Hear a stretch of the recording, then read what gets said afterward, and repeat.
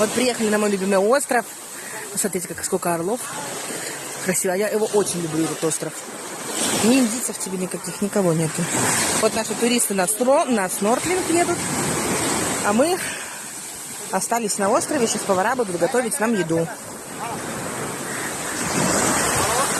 А это вот старый какой-то форт тут. Очень сильно вода отошла.